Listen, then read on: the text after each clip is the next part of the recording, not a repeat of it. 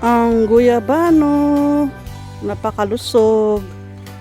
At ang kalabas dyan. Tapos dito naman yung mga napakaraming ampalaya.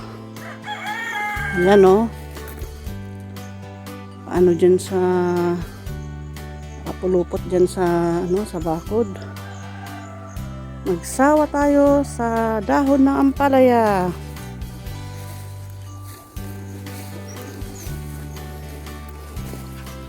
Ayan, kahit araw-araw na magluto ng dahon ng ampalaya, okay lang. Naku, ito yung basurahan dati. Diyan yung basurahan noon. Yan, papasok na ako dyan sa secret.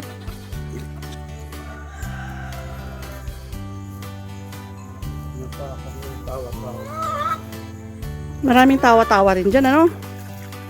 Ayun daw ng ampalaya, oh.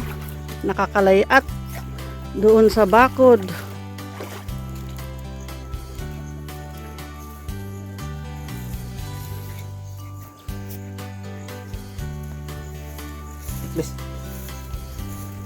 May bunga na naman ang aming papaya.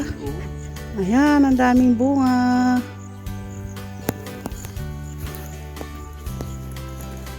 Ito ang kamoting kahoy. Malaki na rin tong papaya na isa dyan. Kamoting kahoy. At yan din ay ibang mga pananim, kamyas. May papaya din dyan na maliit. May nyog at saka Bangkok santol. Ayan. Taniman natin ng marami sa paligid para maraming makain.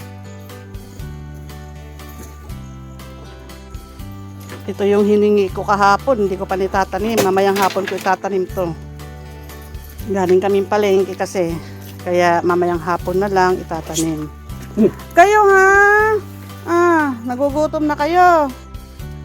Magluluto muna ako. Mag-antay-antay lang.